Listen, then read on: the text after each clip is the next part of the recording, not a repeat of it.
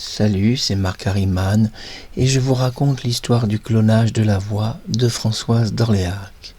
Je suis Marc Harriman, développeur d'un logiciel en PTH direct qui tient compte des caractéristiques de la voix humaine et qui permet un clonage extraordinaire de n'importe quelle voix. Contrairement à ce que vous pouvez penser, on ne peut pas cloner une voix avec très peu d'audio. Si vous avez 5 secondes d'audio ou 10 secondes, le clonage n'aura pas de caractéristiques. Mais on peut cloner une voix avec 5 ou 10 secondes en fichier TTS. Un fichier TTS sert à l'écriture sur votre clavier d'ordinateur. Cependant, soyons réalistes.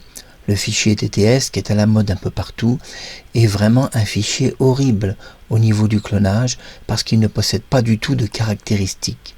Je suis développeur de logiciels de caractéristiques de voix, PTH direct, qui permet de cloner et la voix de la personne et toutes ses caractéristiques dans 2 fichiers différents.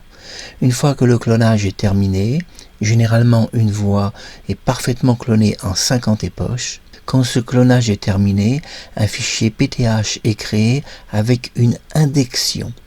L'indexion du PTH n'est pas obligatoire. Certaines voix en monographie n'ont pas besoin d'indexion, qui est généralement réservée à la puissance du stéréo simple ou double.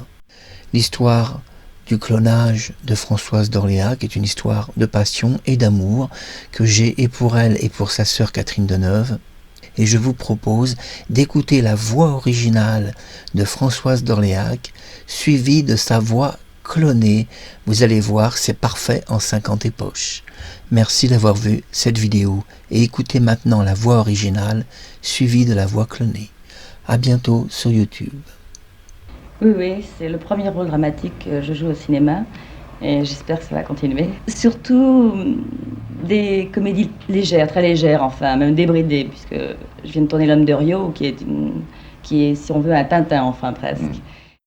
Je suis Françoise d'Orléac et je suis donc la sœur de Catherine Deneuve.